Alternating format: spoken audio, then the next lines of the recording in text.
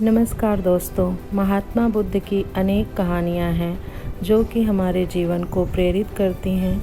उन्हीं की अनेकों प्रेरणादायी कहानियों में से ये कहानी भी है जो कि आज मैं आपको सुनाने जा रही हूँ, बुद्ध की जीवन बदल देने वाली कहानी। तो चलिए कहानी को स्टार्ट करते हैं।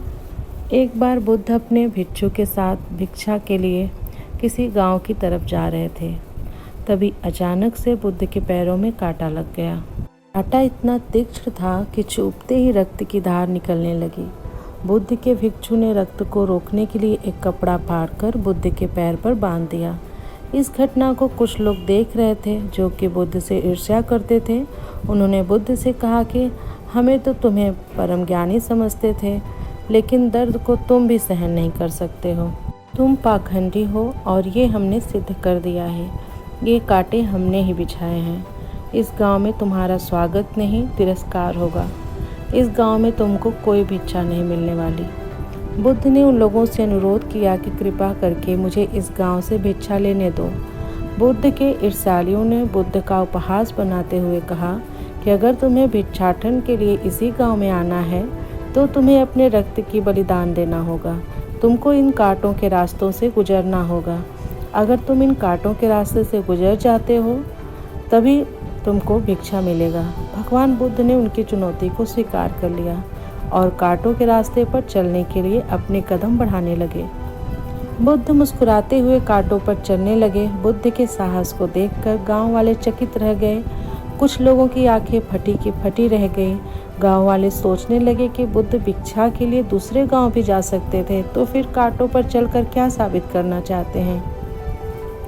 गांव वाले बुद्ध के संदेश को इतनी जल्दी नहीं समझ पाए। यहाँ पर बात भिक्षा की नहीं बल्कि जीवन को बदलने की थी। गांव वालों की भीड़ में एक युवक था जो बुद्ध पर हो रहे अत्याचार को देखकर द्रवित हो गया।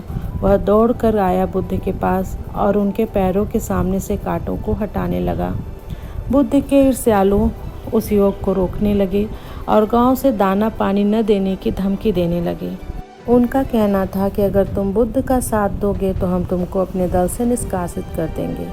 किंतु उस युवक ने किसी की न सुनी और कांटों को हटाते हुए बोला, हे भगवान, आप इन मुट्ठी भर भिक्षा के लिए इन लोगों से अपने आप को कष्ट मत दीजिए। आप गांव में प्रवेश कीजिए। दूसरे गांव में बहुत सारे लोग आपको भिक्षा देने के लिए आतुर हैं। वे प्रसन्न हैं। वो अपना सौभाग्य समझते हैं कि आप उनके यहाँ भिक्षा ग्रहण करेंगे। बुद्ध ने उस युवक को अपने पास बुलाया और आशीर्वाद देने लगे, किंतु वह युवक जो था वह पीछे हट गया। हे भगवान, आप मुझे छूकर अपने आप को अपवित्र और दूषित न करें। महात्मा बुद्ध ने कहा, तुम अपने आप को दूषित क्यों कहते हो? इस पर से कभी कोई भी दूषित नहीं होता। मनुष्य तो लोभ, लालच, घृणा, ईर्ष्या से दूषित होता है। तुम्हारे अंदर तो प्रेम भरा है। तुम दूसरों का सुख चाहते हो। तुम तो पवित्र हो। बुद्ध के बोल सुनकर कुछ लोग बोले, तुम तो अपने आप को बड़े ज्ञानी कहते हो। तुमको जाति का कोई ज्ञान ही नहीं है। तुम पाखंडी हो।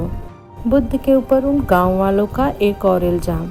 उनकी बातों को सुनकर बुद्ध कहते हैं, हमारी उत्पत्ति इस सृष्टि में हुई है।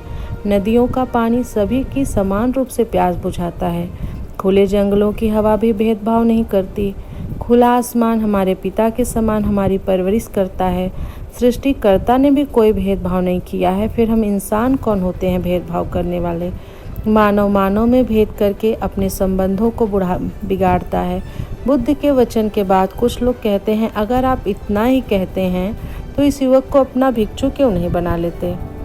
उन लोगों का मानना था कि बुद्ध ये सब बातें बस उपदेश दे रहे हैं और इनका व्यवहार में पालन कभी नहीं करेंगे। इसीलिए वो लोग भी बुद्ध को परखना चाहते थे। इसलिए बुद्ध के सामने इस तरह का सुझाव रखते हैं। बुद्ध ने उनकी बातों को सुन के कहा मुस्कुराते हुए, अच्छा सुझाव है। अगर ये युवक चाहता है कि मेरा भिक्षु बन जाए तो उसको संबोधित करते हुए कहते हैं कि अगर तुम चाहते हो तो मेरे भिक्षु बन सकते हो। बुद्ध के आमंत्रण पर वह युवक पहला नीच जाति का बौद्ध भिक्षु बनता है। इस पूरे विवरण में केवल उस युवक का जीवन बदला, से सभी लोगों का जीवन भी रूपांतरित हुआ।